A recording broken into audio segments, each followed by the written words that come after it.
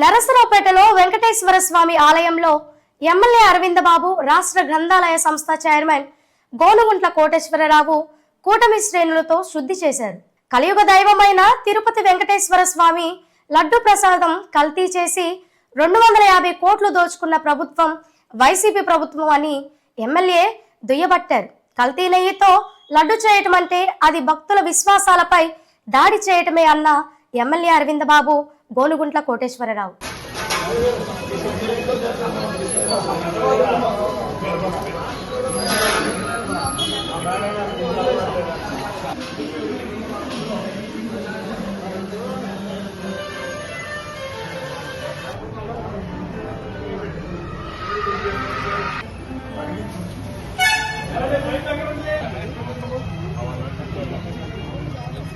కోటప్పకొండ రోడ్లో వెంకటేశ్వర స్వామి గుడి దగ్గర శుద్ధి కార్యక్రమాన్ని మొదలుపెట్టడం జరిగింది.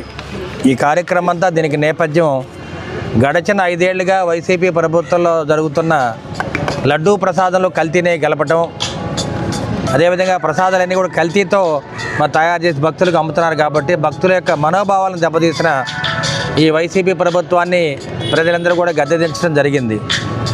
అదేవిధంగా ఉమ్మడి కూటమి ఏర్పడిన తర్వాత మన ప్రీతం నేత నారా చంద్రబాబు నాయుడు గారు ముఖ్యమంత్రిగా, అదేవిధంగా డిప్యూటీ సీఎంగా పవన్ కళ్యాణ్ గారు వచ్చిన తర్వాత మనం అందరం కూడా ఈ కల్తీ నెయ్యి మీద పోరాటం చేయడం జరిగింది.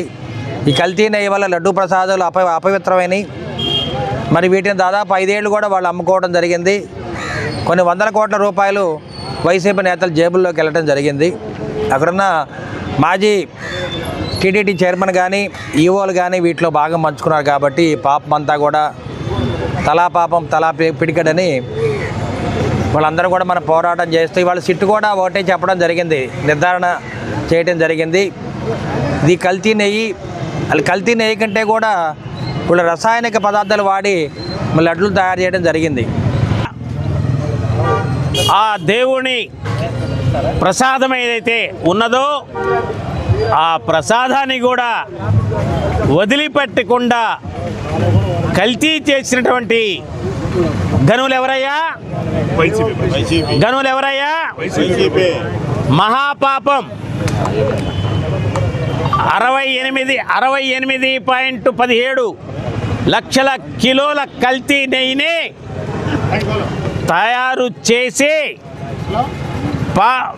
పామ్ ఆయిల్ కెమికల్ కలిపినట్టు ద్రవం లడ్డు ప్రసాదంలో కల్తీ నెయ్యి కేసులో సిట్టు స్పష్టీకరణ కూడా చేయటం జరిగింది.